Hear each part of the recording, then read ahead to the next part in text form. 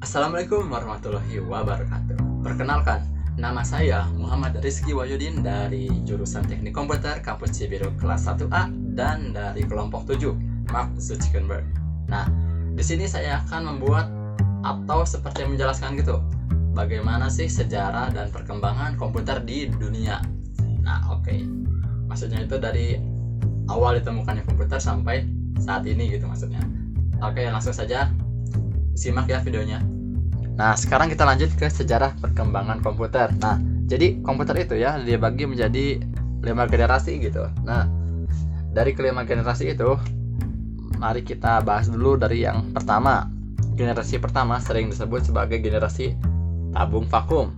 Nah, tahun 1946 merupakan tahun diciptakan komputer generasi pertama dengan menggunakan tabung vakum sebagai komponen dasar pembuatannya. Tabung yang digunakan sebagai komponen dasar ini memang dikenal tidak efisien di berbagai aspek karena cepat sekali panas ketika dipakai. Selain itu, komponen ini membutuhkan daya listrik yang sangat besar dalam pengoperasiannya. Electronic Numerical Integrator and Computer atau disebut juga ENIAC merupakan salah satu contoh komputer generasi pertama. Komputer generasi pertama diciptakan oleh J. Presper Eckert dan John Mauchly di University of Pennsylvania. Mereka berdua membangun ENIAC dengan menggunakan 18.000 tabung vakum dengan ukuran 1.800 kaki dan mempunyai berat yang mencapai sekitar 30 ton. Nah, sekarang kita lanjut ke generasi kedua. Nah, tahun 1959, komponen dasar untuk merancang komputer adalah teknologi transistor. Komponen ini dinilai jauh lebih efisien jika dibandingkan tabung vakum. Transistor mempunyai ukuran lebih kecil dibandingkan tabung vakum, serta daya listrik yang diperlukan juga lebih kecil untuk pengoperasiannya. Biaya pembuatannya juga jauh lebih terjangkau. Nah, bahasa pemrograman telah diganti menggunakan bahasa assembly dan bahasa simbolik. Dengan menggunakan bahasa pemrograman tersebut, programmer dapat memberikan instruksi dengan kata-kata. Nah, sekarang lanjut ke generasi ketiga.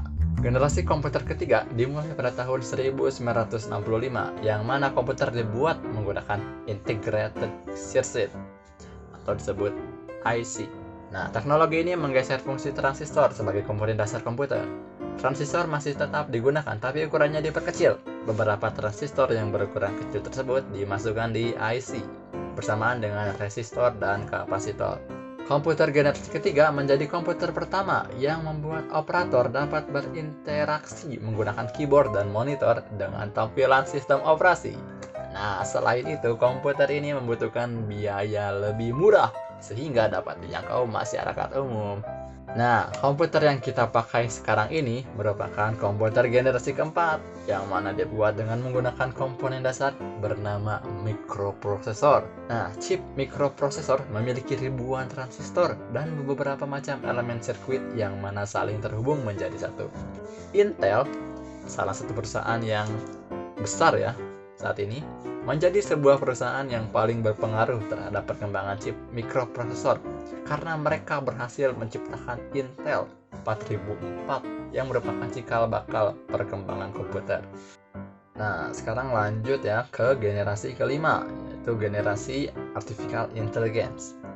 Nah, generasi kelima ini sebenarnya masih tahap pembangunan, yang mana generasi ini akan mempunyai teknologi yang dibuat berdasarkan kecerdasan buatan atau disebut artificial intelligence. Nah, dalam sejarah perkembangan komputer generasi kelima ini bertujuan agar dapat menghasilkan perangkat komputer yang dapat merespon menggunakan bahasa yang digunakan manusia. Diharapkan dapat mempelajari lingkungan di sekitarnya, serta dapat menyesuaikan dirinya sendiri.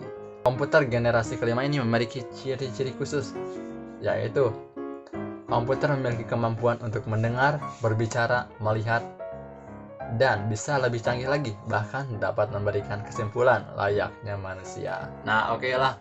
Tanpa berlama-lama, ya terima kasih sudah menonton video ini. Terima kasih. Saya Muhammad Rizky Wahyudin, pamit undur diri. Wassalamualaikum warahmatullahi wabarakatuh.